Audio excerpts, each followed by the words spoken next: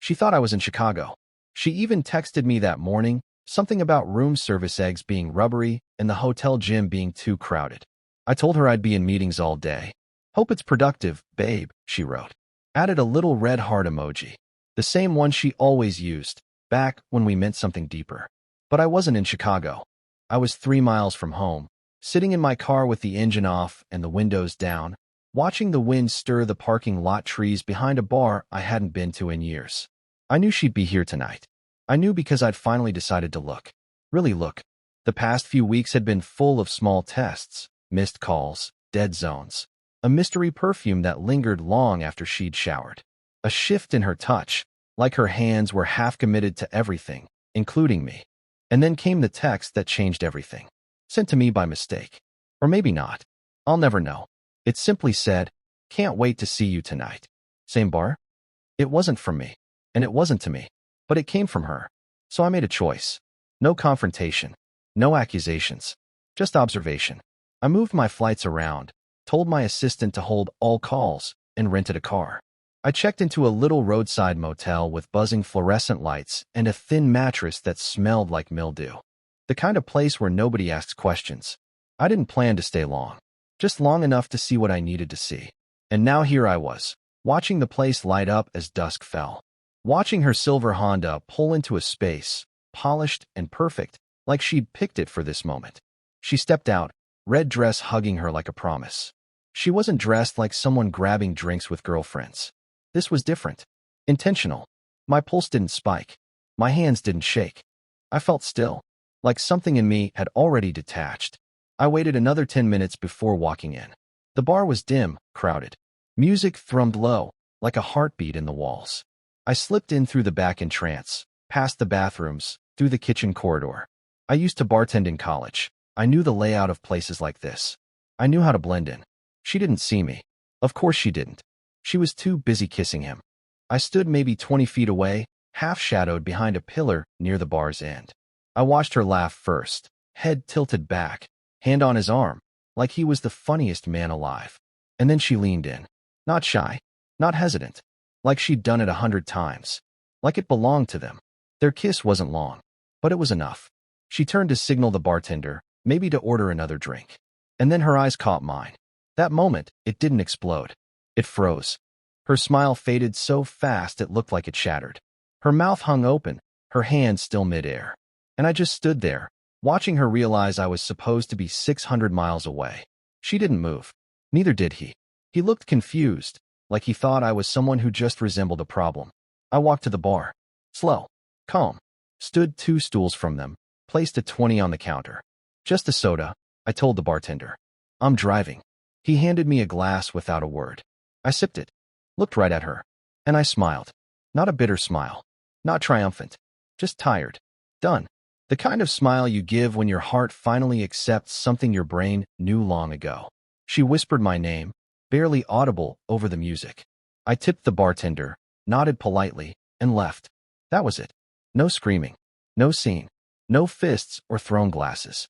I walked out into the night like it was any other evening. Got in my car. Sat there for a few long minutes. Then I drove. Not home. I wasn't sure where home was anymore. Back at the motel, the walls hummed with distant traffic and old pipes. I sat on the edge of the bed, shoes still on, just staring at my hands. I didn't cry. I didn't scream. I just felt this overwhelming stillness. Not peace. Just still. You spend years loving someone, building something, and it takes seconds, to see the cracks that had been there all along.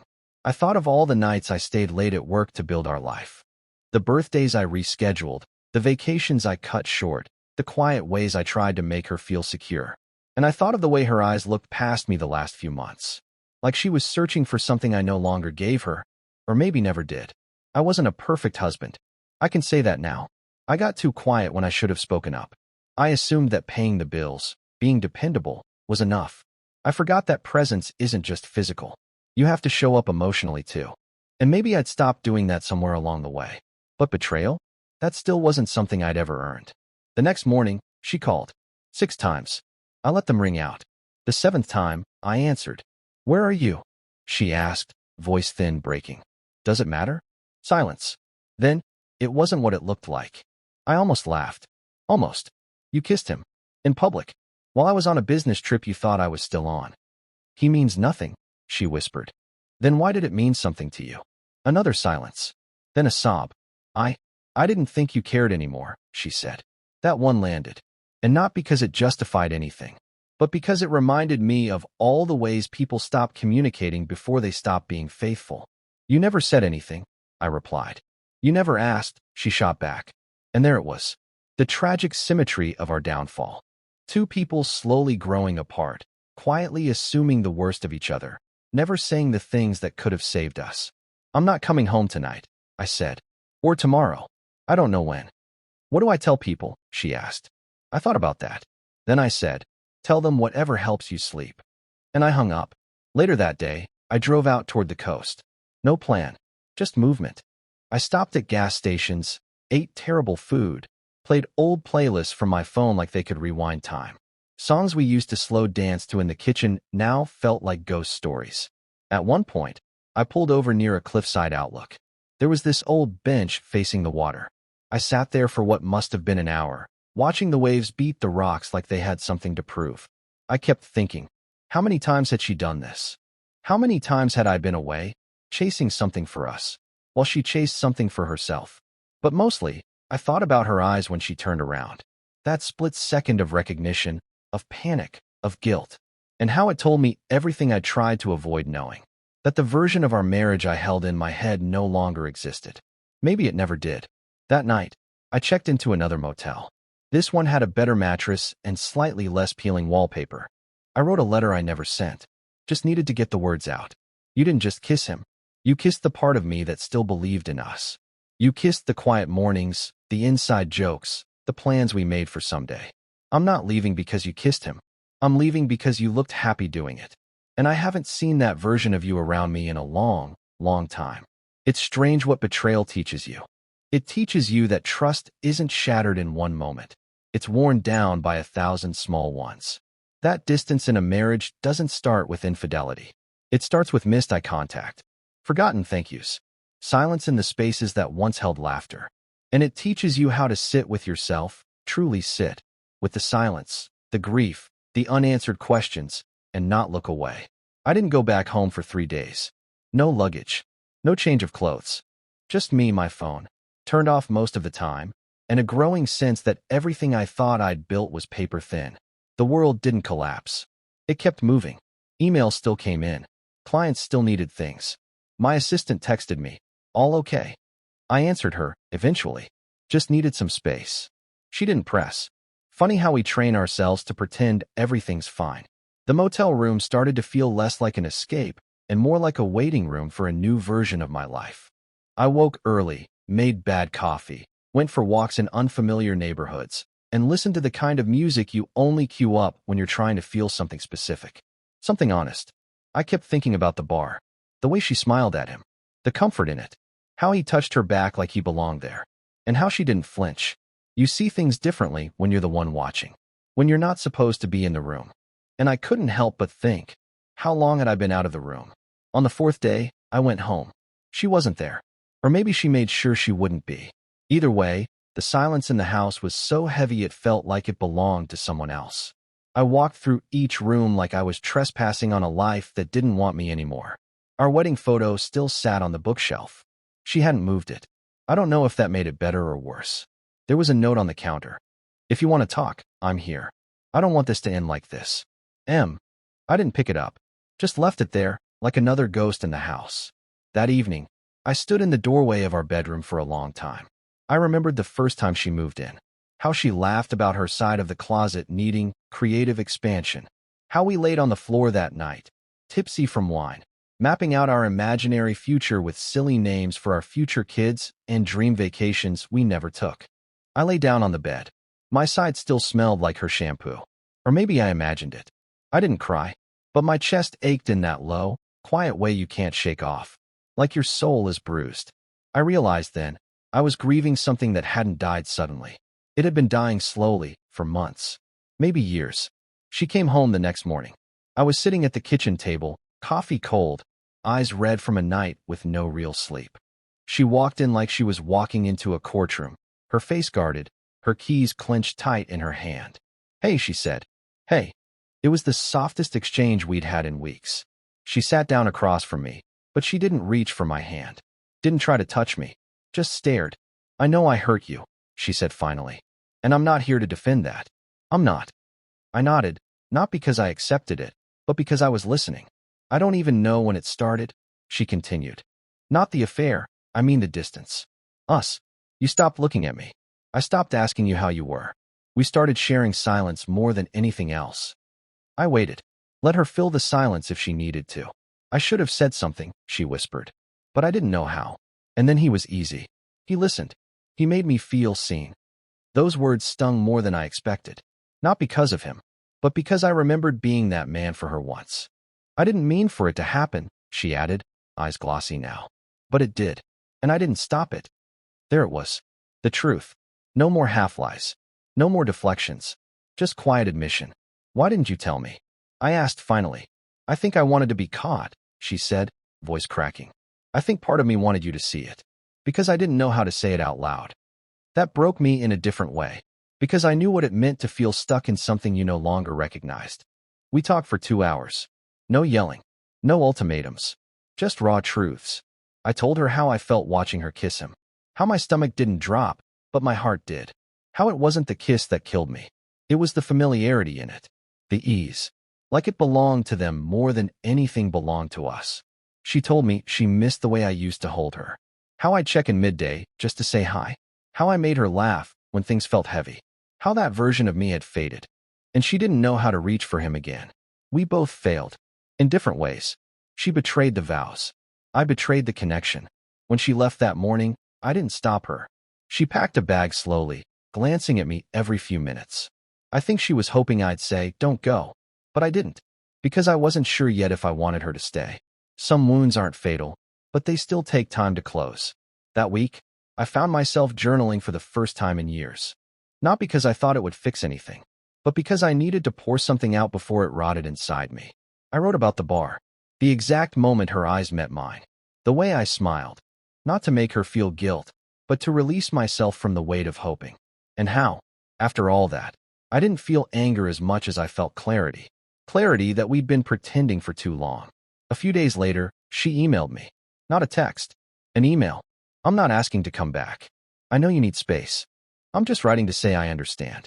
That I've started therapy. That I'm sorry. And that no matter what happens, I'll never forget the version of us that was good. The version that made me feel like the luckiest girl in the world. I hope you find peace, with or without me." I stared at that email for hours before replying. And all I said was, "Thank you for being honest. I'm not ready to forgive. But I'm not here to hate, either. I just need time." It's strange what happens when the dust starts to settle. You remember things that didn't hurt before, but do now. Like the way she used to put her hand on my chest when she fell asleep. Or how she hummed to herself when she cooked. The sound of her feet on the stairs. The smell of her perfume on the pillows. And yet, somehow, you also remember who you were before her. The long walks you took to clear your head. The friends you lost touch with. The dreams you shelved quietly because life got busy and love asked you to compromise. I started calling some of those old friends. Started running again. Reading. Cooking for myself. It wasn't healing, not fully. But it was motion. And sometimes that's enough to keep going. People assume that when you find out your partner cheated, you either burn everything down or forgive them instantly. But there's a third option no one talks about. You sit in the middle of it. You breathe through it. You ask yourself hard questions. Not just about them, but about you. What did I miss? Where did I stop trying? What version of me do I want going forward? 3 weeks after that night at the bar, I ran into her at the grocery store. It wasn't planned. It was aisle 7, cereal and oatmeal. She looked smaller somehow, less polished, but her eyes softened when they saw me. "Hey," she said. "Hey." No anger. No bitterness. Just history standing in a supermarket. She asked how I was. I told her I was figuring it out. She nodded. Me too. We stood in silence for a beat too long. Then she smiled. A real one, not the rehearsed kind. "I'll always be sorry," she said. I nodded. "And I'll always remember when we were happy." She walked away after that. And I stood there, staring at a box of Cheerios, feeling like I'd just closed a chapter without realizing it. Not a dramatic ending. just a quiet page turning. A month had passed since that night. 31 days since I stood at the bar and watched her kiss another man. 31 nights of falling asleep in a bed that no longer carried the shape of her. Some mornings I woke up thinking she was still there, reaching for her out of habit, only to find cold sheets and that hollow kind of silence you don't get used to, just learn to live with. I wasn't angry anymore, not in the explosive way people expect you to be. It was more like a dull ache in the chest, a soft reminder that once upon a time, I trusted her with everything, and she dropped it. But grief has a way of reshaping itself. It stops screaming and starts whispering, starts showing you not just what you lost, but also what you almost lost within yourself. I started therapy, quietly, without telling anyone. The first session was awkward. I didn't know how to talk about infidelity without sounding like I was listing complaints. But the therapist, an older guy, former Navy, just let me sit in silence for the first 10 minutes. No pressure, just space. Eventually, I started talking. About the kiss. About the years before it. About how I used to think being dependable was enough. And somewhere in that conversation, I admitted something I hadn't told anyone, not even myself. I had been lonely too, long before the affair, long before the distance. Somewhere along the way, we stopped being partners and started being polite strangers with shared bills. She withdrew. I worked longer hours. We both justified it as normal, as life. But love doesn't disappear in explosions. It erodes, grain by grain, until the person across from you feels more like a roommate than a spouse. I saw my part in that now. Not to excuse what she did, but to understand the soil we both planted in. A few weeks later, I boxed up the wedding album. Not out of anger, just readiness. I kept one photo, just one. Us on the beach in Santa Monica. Sun setting behind us. She's looking up at me like I hung the moon. And I'm looking at her like I'm afraid to blink in case she vanishes. That moment was real. No matter what came after, we were good once. That's the part one wanted to keep. One night in early spring, she called. Not to beg, not to rehash everything, just to talk. She said she'd been going to therapy, too. Said she hadn't seen him since that night at the bar.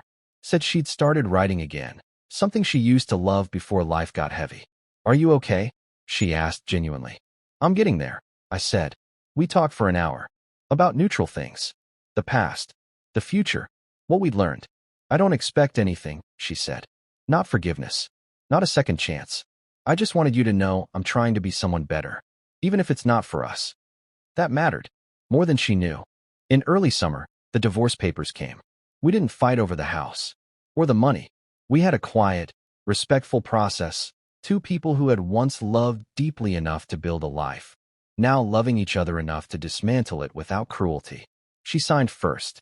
I signed 2 days later. When I mailed them in, I didn't cry. I sat in my car for a long time afterward, though, watching a storm roll in over the hills. The sky cracked open with thunder, and I swear, it felt like something inside me finally exhaled. That weekend, I drove out to the lake. Just me, a thermos of coffee, and a chair I unfolded right by the edge. The water was still, mirror-like. The kind of calm that makes you believe, even for a second, that peace is possible. I pulled out my journal, and I wrote her a letter I never planned to send. You weren't the only one who drifted. I did too, in my own quiet ways. I buried myself in work, in logic, in routines. I stopped looking at you like you were magic. I started treating love like it was a to-do list. That doesn't excuse what you did, but it does explain how we got here. I hope you find someone who sees you and stays present. I hope I do too. But more than anything, I hope we both forgive ourselves. For what we missed. For what we broke. For what we couldn't fix. I tore the page out, folded it, and burned it. Let the ashes scatter into the lake. They say healing is nonlinear. They're right. Some days, I felt free. Other days, I missed the way she used to hum while brushing her teeth. The way she'd pull my arm around her in bed without even waking up. But I didn't miss the tension. The unspoken resentments. The feeling of being slowly erased from someone's world. I missed who we were, not who we became. And there's a difference. Months passed. Seasons shifted. I took a new job. Smaller firm. Less travel. More time to breathe. I bought a dog. A stubborn mutt named Charlie who chews my shoes and sleeps like he owns the bed. I started calling my parents more. Went hiking with old friends. Read books instead of emails before bed. Life didn't go back to what it was. It went forward into something else. Something quieter. Something lighter. I ran into her again. 8 months after the bar. It was a Saturday morning. Farmer's market. She was with her sister. I was with Charlie. We smiled. Genuinely. She asked if I was happy, and I paused, because I wanted to answer honestly. I'm learning how to be, I said. She nodded. Me too. We didn't linger. Just exchanged well wishes and walked away. But something about that moment stayed with me all day. How simple it was. How soft. Like we had finally released the weight we were both carrying. I'll never forget what she did. But I'll also never forget the years we shared before it fell apart. The late-night drives. The road trip playlists. The inside jokes no one else would get. She was my person. Once. And maybe that's the most complicated kind of love. The kind that ends, but still mattered. These days, when I pass a bar like the one she kissed him in, I don't flinch. I just smile a little. Not because I'm bitter, but because I remember the man who stood there, heart breaking quietly, and chose dignity instead of destruction. He didn't scream, didn't make a scene. He just smiled, tipped the bartender, and walked away. And somehow, that version of me, the one who walked out with grace, is the version I'm most proud of becoming.